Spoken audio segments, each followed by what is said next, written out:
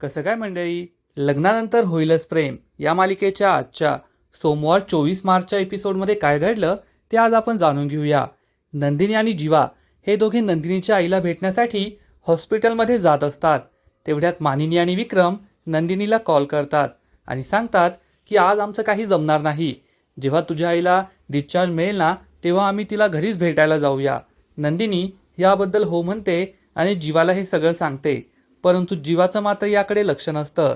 जीवा हा वेगळ्याच विचारात गुंग असतो तर नंदिनी त्याला त्याबद्दल सांगत असते. इकडे नंदिनीची आई ही हॉस्पिटलमध्ये ॲडमिट असते. नर्स तेथे येते आणि शारदाचं ब्लड प्रेशर चेक करते. त्यानंतर धनंजय तिला सफरचंद खायला देतो, परंतु शारदा त्यासाठी नकार देते. धनंजय तिला समजावून सांगतो, तू असं खाण्यापिण्यास नकार दिला तर तुझी तब्येत कशी सुधारणार. परंतु शारदा मात्र टेन्शनमध्ये असते. ती विचारते, तुम्हाला नंदिनीचा फोन आला होता ना, ती मला भेटायला येते ना. धनंजय सांगतो, हो नंदिनीचा फोन आला होता. नंदिनी आणि जीवा हे दोघे तुला भेटायला येत आहे. त्यानंतर ती विचारते, काव्या मला भेटायला येणार आहे का. धनंजय सांगतो, नाही काव्या तुला नाही भेटायला येणार. तेवढ्यात धनंजयला काहीतरी आठवतं आणि तो विचारतो की तू त्या दिवशी मला सांगत होतीस ना काव्या तुला काय बोलली, परंतु तू सांगितलंच नाही. परंतु शारदा काहीच सांगत नाही. ती म्हणते, काही नाही, मला तुम्हाला काही सांगायचं नव्हतं. परंतु तिला सगळं आठवतं की आपल्याला काव्या आणि जीवाच्या प्रेम प्रकरणाबद्दल कळलं. काव्या इतकी का दुःखी आहे ते कळलं होतं.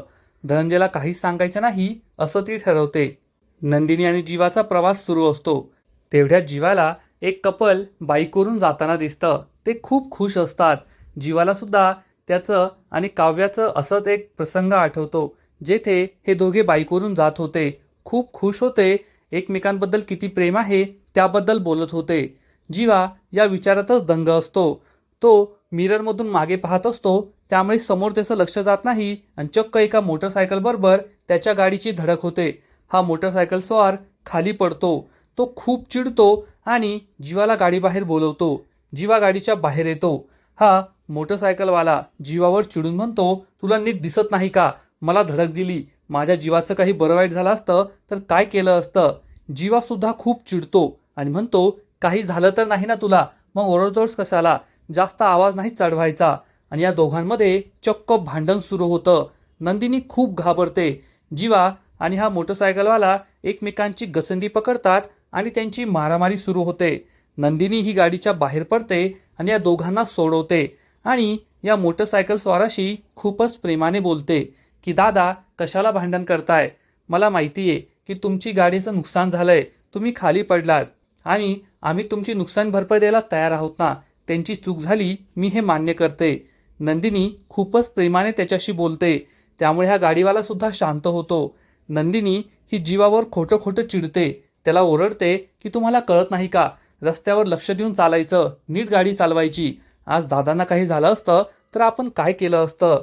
त्यामुळे हा गाडीवाला सुद्धा शांत होतो आणि म्हणतो, ताई जाऊ द्या, पैशांची काही गरज नाहीये, फक्त दाजींना समजावून सांगा की जेव्हा तुम्ही रस्त्यावर आहात तेव्हा लक्ष देऊन गाडी चालवा. नंदिनी म्हणते, हो दादा, मी त्यांना समजावून सांगेल, परंतु तुम्ही मला ताई म्हणताय आणि पैसे घेण्यासाठीही नकार देताय. तुम्ही किती हौशीने ही गाडी घेतली असेल, आमच्यामुळे तुमच्या गाडीचं नुकसान झालंय तर हे पैसे ठेवा, गाडी रिपेअर करून घ्या. मला बहीण म्हणताना तर ही ओळानी समजा. हा माणूस पैसे घेतो आणि म्हणतो, ठीक आहे ताई, परंतु दाजींना तेवढं समजावून सांगा. नंदिनी हो म्हणते आणि या माणसाला म्हणते की भाऊबीजेला नक्की घरी या. हा माणूस हो म्हणून तेथून निघून जातो. काव्याने हे सगळं प्रकरण किती छानपणे हँडल केलं म्हणून जीवाला खूप भारी वाटतं. नंदिनी त्याला समजावून सांगते, आता लक्ष देऊन गाडी चालवा. जीवा म्हणतो, खरंच माझी चूक झाली, माझं लक्ष नव्हतं, अशी चूक पुन्हा घडणार नाही.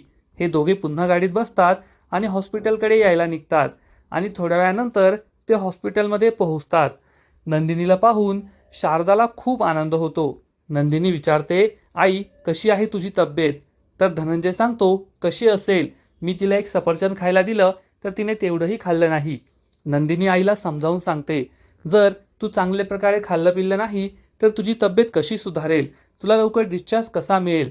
डॉक्टर सांगत होते की 2 दिवसात तुला डिस्चार्ज देणार आहेत, पण तुझी तब्येत नाही सुधारली तर तुला आणखीन येथेच थांबावं लागेल.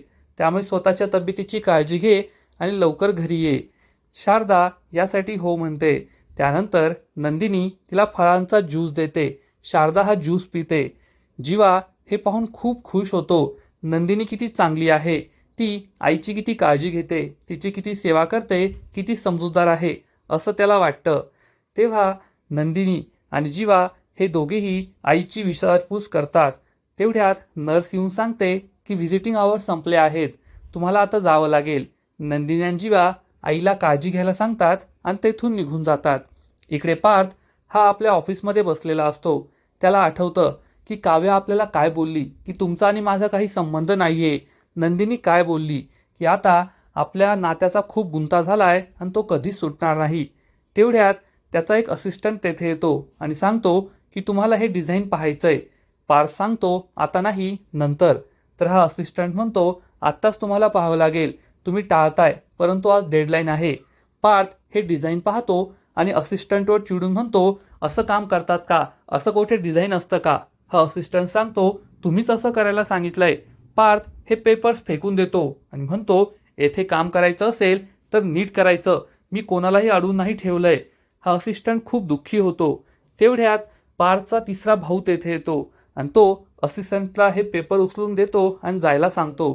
तो पार्थला विचारतो दादा काय झालंय, तू इतका का चिडलेला आहेस. पार्थ म्हणतो तुला सगळं माहीतच आहे ना, घरात प्रत्येकजण काही ना काहीतरी सांगतच असतं आणि मला आता काही वेगळं सांगायची गरज नाहीये. हा त्याला समजावून सांगतो की मला माहिती आहे घरात प्रत्येकाची वेगळी तऱ्हा आहे. नंदिनीने हे लग्न मान्य केलंय. काव्या सगळ्यांवर चिडते. जेव्हा कमी बोलतो पण जेव्हा बोलतो तेव्हा सगळ्यांना लागेल असं बोलतो. आणि वसू आत्या रम्या यांचं तर नेहमीच आहे, परंतु या सगळ्यांमध्ये तुझी घुसमट होते, तुला त्रास होतोय. तुला काहीही सांगायचं असेल तर मला सांग, तुझं मन मोकळं कर. परंतु पार्थ त्याला काहीच सांगत नाही. इकडे शारदा काव्याला फोन करून विचारते की तू मला भेटायला का नाही आलीस. काव्य तिला म्हणते माझ्यामुळेच सगळं झालंय ना, माझ्यामुळेच तुझी ही अवस्था झालीये, मग कोणत्या तोंडाने मी तुला भेटायला येऊ. शारदा तिला समजावून सांगते असा कोणताही विचार करू नको. काव्या म्हणते आईचं आणि मुलांचं नातंही कसं असतं ना, मुलांना काही झालं तरी आईचा जीव त्यांच्यामध्येच अडकलेला असतो. शारदा म्हणते ते तर आहेच, परंतु तू तुझ्या आणि जीवाबद्दल घरात कोणाला सांगितलं का, नंदिनीला सांगितलंस का. काव्या म्हणते नाही, अजून मी ताईला काहीही सांगितलेलं नाहीये, कसं सांगावं तेच कळत नाहीये. तू लवकर बरी हो आणि घरी परत ये, मग मी तुला भेटायला येईल. शारदा हो म्हणते. हे सगळं का घडलं याचाच विचार काव्या करते. पुढील एपिसोडमध्ये आपण पाहू की मानिनी पार्थला समजावून सांगेल जोपर्यंत तू काव्याचा नवरा म्हणून वागशील ती तुझ्यापासून दूर राहील. तू तिच्याबरोबर मैत्रीचं नातं निर्माण कर, तिला एका मित्राची गरज आहे. पार्थला ही गोष्ट पटेल तर नंदिनीला चक्क जे आणि केचं एक गिफ्ट मिळेल आणि तिला प्रश्न पडणार की जे आणि के हे नेमके कोण आहेत आणि जीवाच्या कपाटात हे गिफ्ट का आहे. मग आता पुढे काय होईल हे तर कळेलच, परंतु तोपर्यंत लग्नानंतर होईलच प्रेम या मालिकेचे असेच नवीन नवीन अपडेट्स सर्वात आधी जाणून घेण्यासाठी व्हिडिओला लाईक करा, शेअर करा आणि चॅनलला सबस्क्राईब करायला विसरू नका. खूप खूप धन्यवाद. कसं काय मंडळी,